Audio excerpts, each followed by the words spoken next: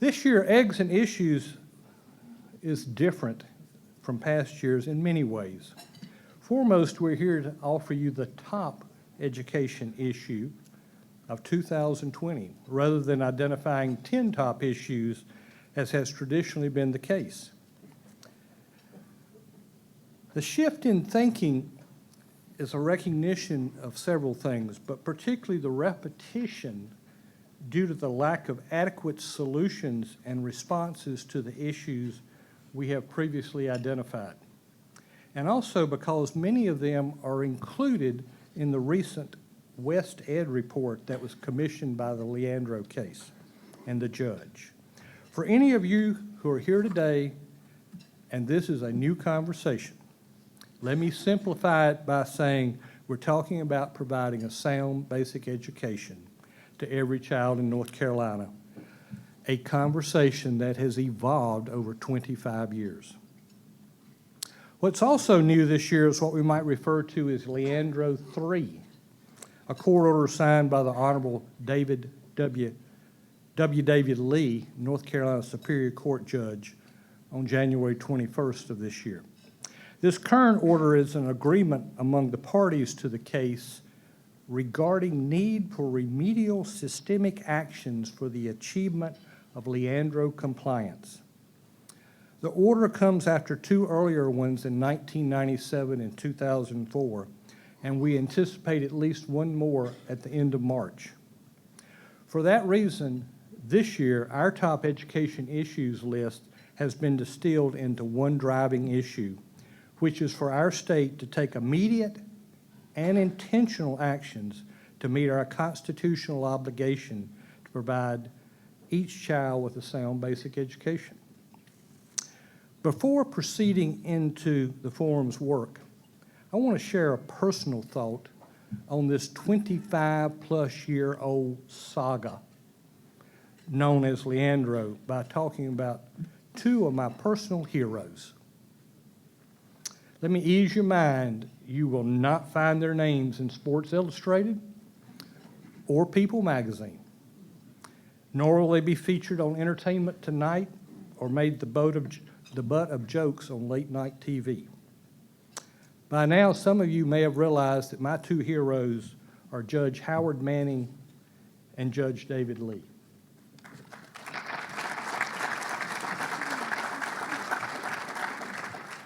Howdy Manning, as he was affectionately known by many, was assigned the Leandro case by former Chief Justice Burley Mitchell. Judge Manning immersed himself in the intricacies of the public schools' performance, especially high schools on standardized tests. He visited schools, a lot of them. He talked to and at a lot of people in both school buildings and government buildings. He often used colorful language. And he understood and respected the state's constitution and the judicial rulings that came as a result. When the case was assigned to Judge Manning, he was reportedly told by Justice Mitchell, quote, "You'll have this case until you retire," end quote. And that's what happened. Then many of us wondered whether the next judge would be as interested, as diligent, and as passionate as Judge Manning. We've seen the answer to that question already. Judge Lee accepted the torch and has ensured that it continues to burn brightly. I personally hope that Judge Lee does not have to carry the Leandro case on his docket as long as Judge Manning, and certainly not to his grave. These two people are my heroes because they care deeply about all of our citizens, not just those who've enjoyed the benefits of North Carolina as they have. They want all of our North Carolina citizens, especially the youngest ones with the greatest needs, to have the opportunities they've enjoyed. How about you? Are there other heroes who you feel are equally committed and passionate about ensuring that the current younger generation and future ones are well prepared for citizenship and employment? If so, I'd encourage you to be sure to thank them with a note or a call. keeping the flame bright will continue to be a daunting challenge in North Carolina. As I look across the room, there are some other boomers here who, like myself, remember something that we called the Basic Education Plan of the mid-1980s. That plan was adopted and initially funded. If support for it had survived and even thrived, we would not be talking about this issue here today. Someone said amen. And perhaps more, and perhaps many more of our current 30 to 35-year-olds who were born in the mid-'80s would currently be filling those vacant jobs that so many of our employers report that they can't fill today. Think about that. You can see that for yourself on this slide. I don't need to read that to you. It's been widely disseminated in North Carolina. Unfortunately, the BEP, as it was known, faded, and in its place, we spent the last 25 years arguing about the state's duty to provide a sound basic education for all of its students. Given that the state now has an attainment goal for 2030, what does that mean in relation to the Leandro case and the public schools?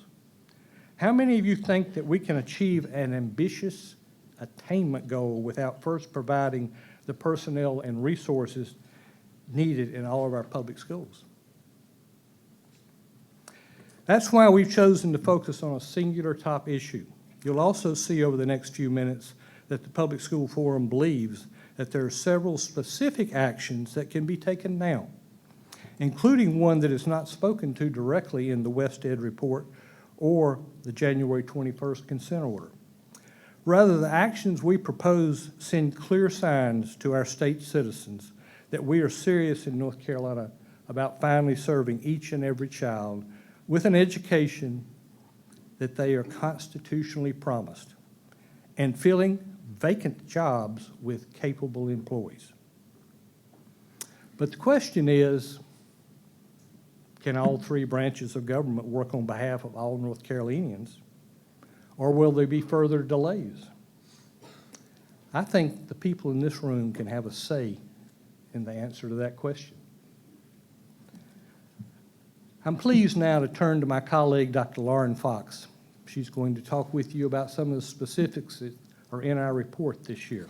Dr. Fox? Thank you. Good morning. So as Dr. Priddy said, our top issue for 2020 is to take immediate and intentional actions to meet our constitutional obligation to provide each child a sound basic education.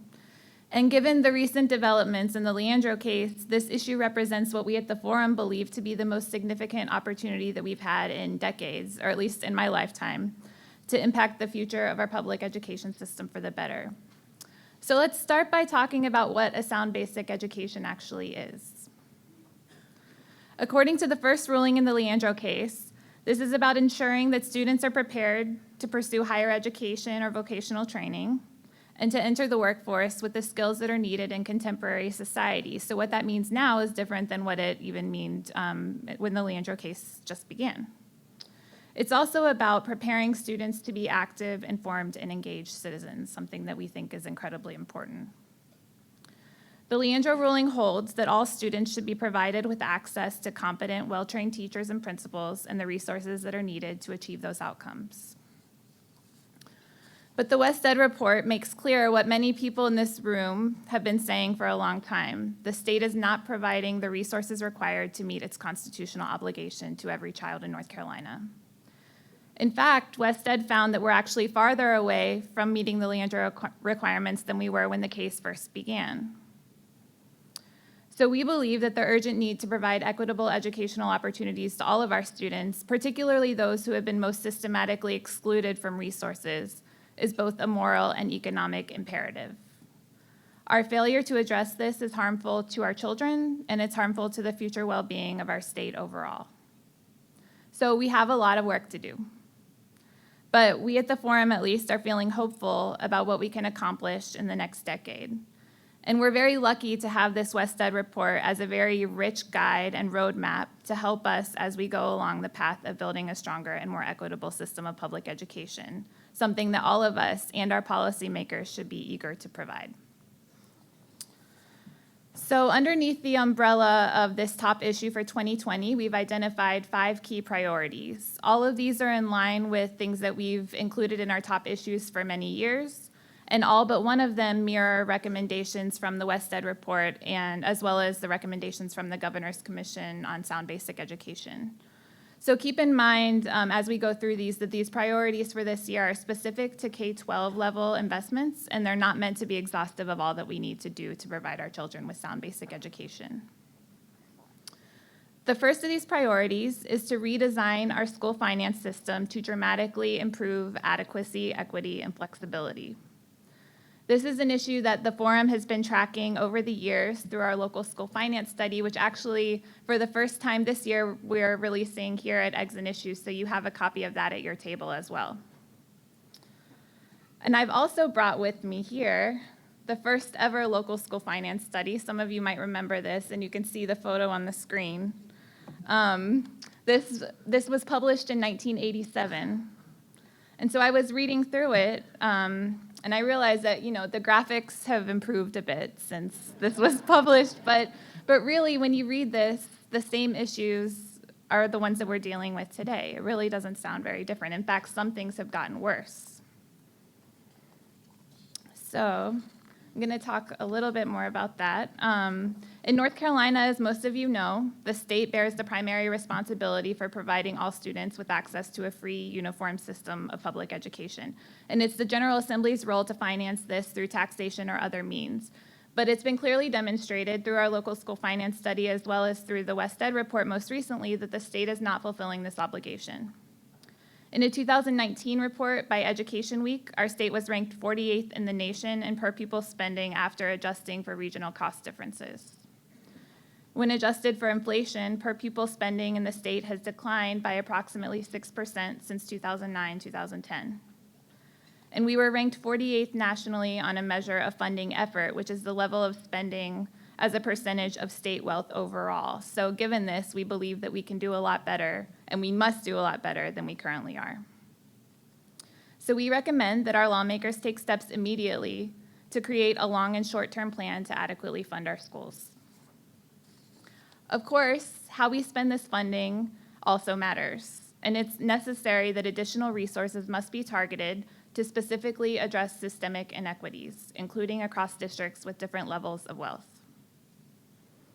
So our local school finance study, as you can read, has shown that due to differences in property values, there's a large and growing gap in per pupil spending between low wealth and higher wealth counties. And as a result of inadequate funding from the state, local districts have had to take on an increasing role in funding instructional expenses. But some districts, of course, are more able than others to do so. So as you'll see in the report, in 2017-2018, we found a gap of $2,253 in local spending per student between the 10 wealthiest counties and the 10 poorest counties in the state. And this is even while the 10 poorest counties tax themselves at nearly double the rate of the wealthier counties in an attempt to adequately fund their schools. So this chart on the screen here shows the extent to which this gap between the 10 wealthiest and 10 poorest counties has grown over the past 20 years. So if you look, it starts, I believe, in 1997, so this gap has grown substantially since the early years of the Leandro case. And the result of all this is that there are substantial inequities in educational opportunity for students across the state. And low-wealth districts often struggle to meet their school infrastructure needs, to provide their classrooms with textbooks and supplies, to offer advanced courses and extracurricular activities, and to provide competitive salary supplements to help them recruit and retain the best teachers. All of these things which are very important to a sound basic education. So we urge our state to take action to address these inequities across districts and schools so that students' opportunities are no longer dictated by their zip code. And finally, on top of all this, the General Assembly has imposed restrictions recently on state funding allotments, which limits the ability of districts to use the funding from the state where they need it most. So this adds additional financial challenges on top of those the districts, especially low-wealth districts, are already facing. And given this is something that we can work on immediately this session with no additional cost. So we hope that our lawmakers will increase flexibility of state funds this coming session. And now I'll turn it back over to Dr. Priddy to discuss our next key priority, which is related to school infrastructure.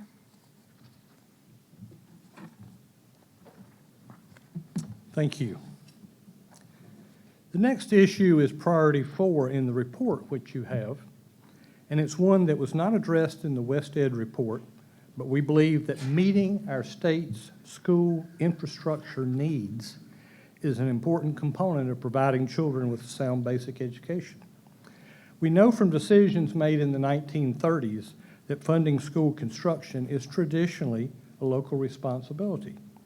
But given that school districts have had to fund instructional expenses to a greater degree over the past decade, there have been fewer dollars to address capital needs, especially in the low-wealth districts. So, how do we solve this problem? Well, there are at least 2 prominent options. One option that's been offered recently is known as pay-as-you-go, using the School Capital Infrastructure Fund, or as it's commonly referred to, SCIF, as a vehicle. A second option would be a statewide school bond. There were 6 successful public school bond referenda between 1949 and 2000. Yet, it's been over 20 years since the citizens in North Carolina have had an opportunity to show their support for school building construction through the traditional method of financing voter-approved general obligation bonds. The total documented needs exceed $8 billion, and they continue to grow, and the student population, just like the states, continues to grow. This is an urgent matter. New schools, school additions, and renovations are urgently needed. Again this year, the Treasurer's annual debt affordability study affirms the state's bond rating of AAA, and we're enjoying historically low interest rates. So, when businesses must maintain large inventories of product ready to sell, they typically use various financial instruments like inventory financing rather than outright purchase of the product, or as you might say, pay as you go. When individuals like many of you decide to make a significant purchase, like an automobile or a home, how do you pay for it? Outright? Over time? We here at the Forum see school construction as an immediate need, and we have a long and successful history in North Carolina of voter-approved GO bonds, and interest rates are especially favorable. Why risk having interest rates increase? Here at the Forum, we're encouraging our state leaders to come together this spring and resolve this problem. Perhaps some SCIF funding is provided initially in this year's budget, and the legal details of a statewide construction bond are initiated so that it can be placed on the ballot for an upcoming regular or special election. Now let's hear from Dr. Fox again about 2 more immediate priorities.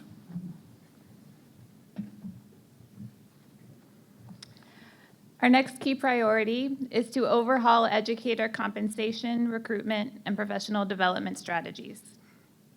Research tells us, as most of you probably know, that teachers are the most important school-based predictors of student outcomes. And this state has a very proud history when it comes to supporting, recruiting, retaining, and preparing great educators. And of course, we have amazing educators in this state, many of whom are in the room today. It was amazing to see how many of you stood up. But the reality is, we also have widespread teacher shortages, we have a decline in candidates entering the pipeline, and we have a decline in the percentage of highly qualified teachers across the state. High poverty schools in particular have higher attrition and vacancy rates and lower percentages of experienced and effective teachers. And this gap is even larger for schools that serve more students of color. And as our population continues to change, our teacher workforce is becoming increasingly non-representative of our students. Students of color comprise over half of the total student population in North Carolina, while 80% of our teachers are white. So a number of policies and trends have contributed to the things that I've just talked about. While we've seen some increases in teacher pay in recent years, compensation in North Carolina still lags behind most other states, as well as other professions that require similar levels of education and expertise. And much of the recent raises have been targeted towards beginning teachers and neglected veteran teachers. Budget cuts have also eliminated important supports for teachers, including state funding for professional development, master's degree salary supplements, longevity pay, and retiree health benefits for teachers who will begin their careers in 2021 or later. We know that having a strong, diverse, and well-prepared teacher workforce is critical to providing our children with a sound basic education. So we encourage our state leaders to begin working this coming session to create a plan to fairly compensate all educators, including our veteran teachers, and to reinstate the supports for teachers that have been lost over the past decade. We must also invest in recruitment and retention strategies to build a solid teacher pipeline, with a focus on recruiting more teachers of color and incentivizing talented educators to teach and lead in high-need schools. This includes expanding the North Carolina Teaching Fellows Program to minority-serving institutions, as well as expanding Grow Your Own programs to recruit teachers to serve in rural districts. Lawmakers should also provide state funding for professional development, including training to address racial bias and inequity in our schools. This is something that must be considered a component of a sound basic education. Our next key priority is to revamp our school accountability model. This is something that we've covered in every top issue in the past 5 years. And as we've said, since the A through F school grading system was created back in 2015, the model as it's currently designed is not an accurate measure of student learning. There seems to be pretty widespread consensus on this. A through F school performance grades, as they're calculated now, are more reflective of the percentage of students in a school who are living in poverty than actual student learning, because the formula places such a heavy emphasis, 80%, on one-time proficiency levels and only 20% on growth. Assigning grades in this way unfairly stigmatizes these schools, many of which we know are doing amazing things despite having limited resources. So I'm going to share two charts with you. The first chart on the left side of the slide shows the actual breakdown of school grades in 2019.